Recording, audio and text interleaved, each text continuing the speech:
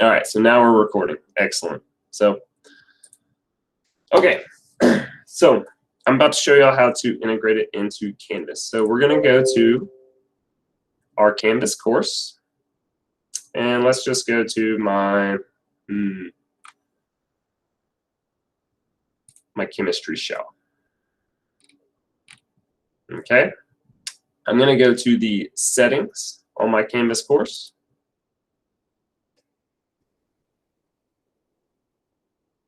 Okay, and just so I don't skip any steps, I'm going to come back to this. We're going to go to add app, or sorry, apps. I'm going to search for Edpuzzle. There it is. We're going to click on add app. Now it's going to ask for two things. Okay, now this is something I need to get from Edpuzzle. It doesn't cost anything. I know it says consumer, so don't freak out. Okay, all you need to do is go to Edpuzzle. Click on your little icon in the upper right, okay, and then your name. Now once you're there, you're going to click on school. Scroll down to the bottom, click on your LMS, and hit Canvas. It's going to give you the two things you need to copy, so I can copy that and paste it. And I can copy that and paste it. Now, like I said, I will share this presentation with you so you'll have the steps. Okay, and it says the app was successfully added. Okay. Now that we have it added, so if I go home, you'll see down here I have an Edpuzzle tab. Okay. But if I want to create an Edpuzzle assignment, all right, I'm going to create an assignment like you normally would, either from a module or you can create it from the assignment tab. All right. We'll title this just Edpuzzle. You can add your description there. Log in with Google if it asks. You can set your points. If you have assignment groups, I think all ours are set to major, min, etc. Now the submission type is where you're going to find Edpuzzle. So under submission type, you're going to go to External Tool and click on the Find button. Scroll down to where you find Edpuzzle. Click it, and this is the first time I'm setting it up in this class, so I'll call this Chemistry Shell. You pick your grade level, create class. Okay, so now it wants me to pick a video to add to this assignment. So I'm going to click on this one, the one I just created, and I'm going to hit Assign. I can toggle on or off the skipping. So prevent skipping. I don't want them to skip. And I can turn on closed captioning for them. Then I hit Assign. And then select. And then you can set this like you normally would with due dates and things like that. You can save and publish. And there you have it. There's your assignment. All right. Now, and this is just a screenshot I took from Canvas earlier in the year. You can see the edit the assignment settings speed grader, so it is in Canvas. Okay, I can see my students and I can see their grade, when they last watched it, when was it turned in. Okay.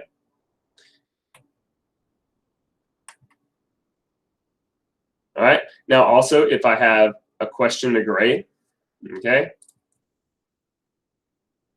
if I go to this on the teacher view, it'll say I have one answer to grade. Okay. Now you have these options down here. You can go live. This just makes it kind of a live thing if you're doing it in class. I generally don't do that because this is something I would give for homework to flip my classroom.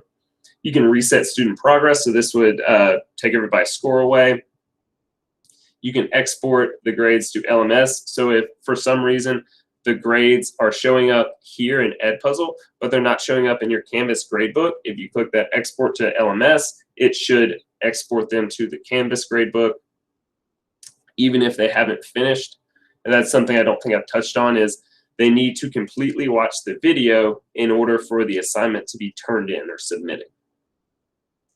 You can delete the assignment or download the grades as an XLS file. Now, if you see here on the side, I'm a student, it has these dots. If I click on the dots, it'll give me the option to reset that single student's progress. Okay, so if you have a student that they missed all the questions, they came in and asked you, hey, can I reset it? You can reset it for them. All right, now, student instructions, I would tell them to go to Canvas, open the assignment, sign in with Google if prompted, and then watch the video to completion. So that's, I stress that because students, they'll watch it and they'll leave like 10 seconds off and it doesn't turn in. So just tell them to watch it to its completion. All right, and we've already looked at the student view, what they can control. Now, Edpuzzle does have free, pro, etc. The free version, and I'll make this bigger so you can see it, you get up to 20 videos. You can use up to 20 videos, and then you have to start removing them from your content in order to add more. It's a little under 12 bucks a month for unlimited, or you can get your school to purchase it. To my knowledge, Garland ISD has not purchased it. I know last year our school purchased it. And you can, if you have that enabled, you can see who in your school and their videos and things. So it's kind of neat in that aspect. Now we'll say Canvas has an option called Studio. If you've ever created a Canvas Studio assignment, it's very similar to this.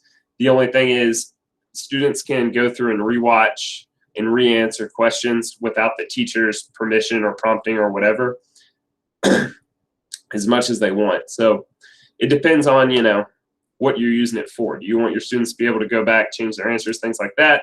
Canvas Studio is probably your deal. If you want students to be a little more accountable or held accountable, Edpuzzle is probably your jam. Okay. Now, man, we have a lot of time left, but I want you to go ahead and fill out the attendance form, and I'll go ahead and post that in the chat.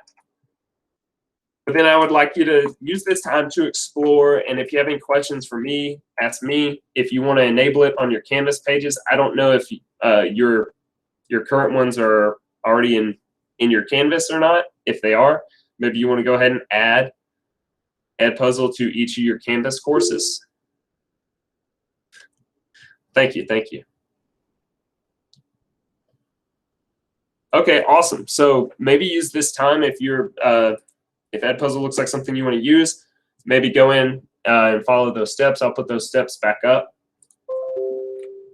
on how to add it to your Canvas course.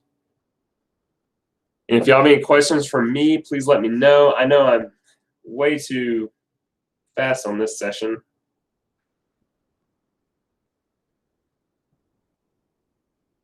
Oh, somebody raised their hand.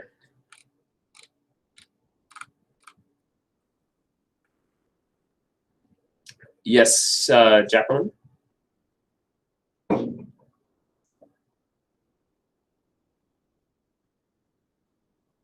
Oh, she put her hand up. Oh, no worries.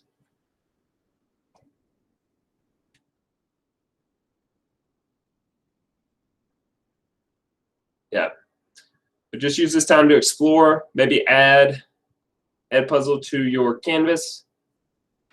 Something good to use. Like I said, it's awesome for flipping classrooms. It's awesome for even if you're doing stations. I usually would add an Edpuzzle to one of my stations in my rotation.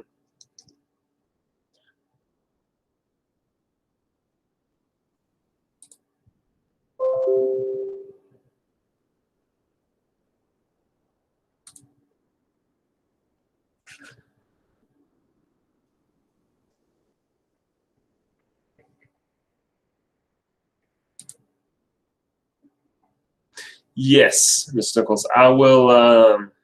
I'll record this one. Hopefully, I'll be better about hitting record before the session starts. Might even make myself a little note here.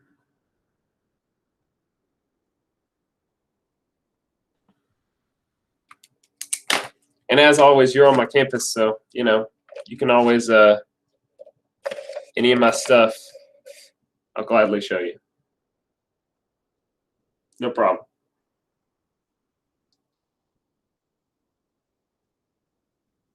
I know that's the downside of they had each of us do 6 different sections, and we were like, well, what if people want to go to this session and this session at the same time?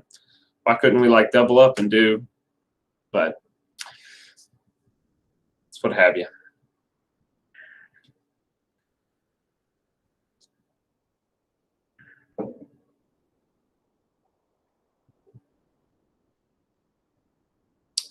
And let me try to find. I think I have a click sheet in here too. Let me share with y'all.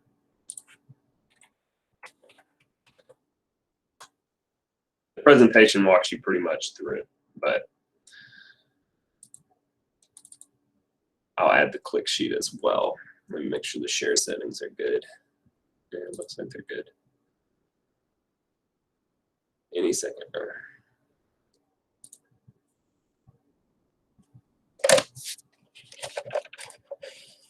Okay, here's a click sheet for anybody that wants for it. It's pretty much the same, everything we went over, but in doc form.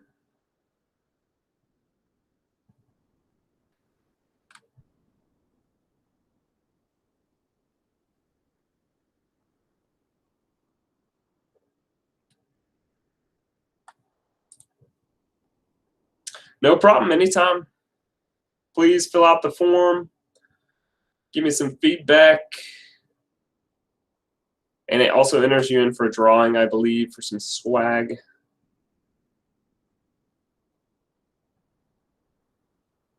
And I'm here if anybody needs me for help. Oh. Saw somebody raise their hand.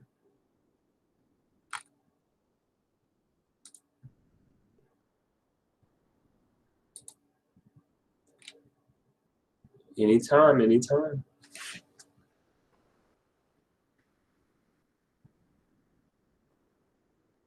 Ha! You're very welcome, Camille. Thank you for attending.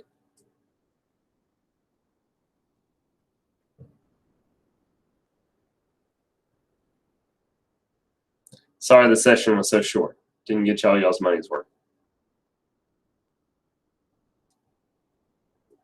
Thank you, Anthony.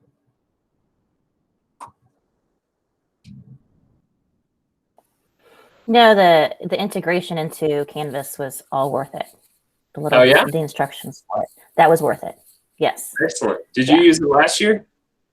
I used Edpuzzle, but I couldn't I think I had a brain block with Canvas on certain things. So but seeing it out in that form like that and watching you go through it. I think you tried to show me last year a little bit. Maybe. That was a big thing at the beginning of last year when I found out you could do it. I was like, oh my gosh, I gotta. But I think you tried to show me at the very beginning of the year, like before things started, and I was like, oh yeah. And then I was like, I couldn't get it to work, and then the train was already going, and I was like, I can't. But if I can, and then I also stopped using like the Canvas gradebook. I would just put in, it was like completed or not completed. I didn't put in actual grades into the Canvas gradebook. So I'm hoping to work out the kinks for that, all of that for this year. Yeah, well, that's fair too. It's like, I know sometimes like I would do a week's worth of Edpuzzles as one grade, which if you did the Canvas gradebook, it's a little harder to do that. Yeah, exactly. Because I would do the same thing too. Like I would do, like not a project, but just kind of like you said, like a week's worth of stuff. And they would have like maybe 5 videos, and I would count the grades for however many of them and do the average of it. And you can't really do that and integrate each one of those. It seems like it's a lot, but it's not, because some of those, you can pick videos that are like 5 minutes long, or 2 minutes long or whatever. Yeah. Gotcha. Are you going to be the I3 next year? I am. Yeah. Nice. I am. And I'm also co-sponsoring student council. Oh, and busy, yeah, busy. and teaching 7 classes. Yeah, Man, yeah. I know. It's going to be so much fun. 7 classes? 7, yeah. Why? Because we don't have, well, because if we wanted to have an actual student council class period for student council, then I would have to teach 7 classes. Gotcha. Because they couldn't drop any of my other classes because there wasn't room for anybody else to pick it up. Yep. I hope I they think are paying 7's kind of becoming the way to, Yeah. There's not enough. I mean, all of the sections for everything are full, so I couldn't drop any of my classes. Yes, I think teaching 7 is the way that they are getting around hiring more teachers. Probably so. Well, I know Yeah. the department chairs lost their conference period or their extra conference period, you know. And so, Oh yeah. well, I hope they're paying you. They do. Yeah. It's pay, but I mean, it's like far less than what they would have to, Yeah. for hiring sure. a teacher. I mean, economically, it makes sense. So Yeah. it's okay. I'm also facilitating one of the dual credit classes. Ah. I'm not teaching it. I'm just facilitating it. So Okay. that's kind of a planned period because it's going to be taught by somebody from Richland. Gotcha. So that's almost kind of like a planned period in a sense. I still have students, but I'm not teaching or grading or lesson planning or anything for that. So yeah. All right. Well, thank you. This was good. No problem. I'm glad y'all enjoyed it. Sorry it was short.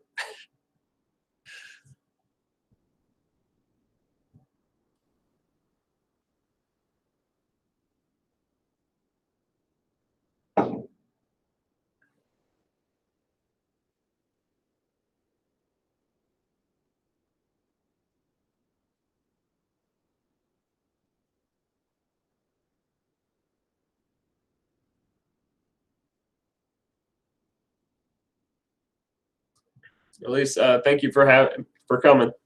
Oh yes, yeah. I'll post the link again. I posted at the beginning. Yes. Sorry.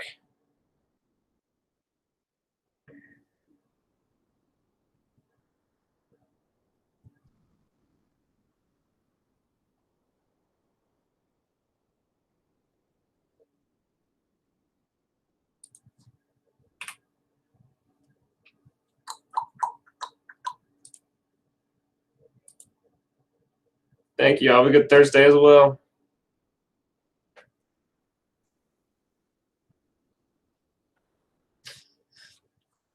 I guess I could stop recording this. That would be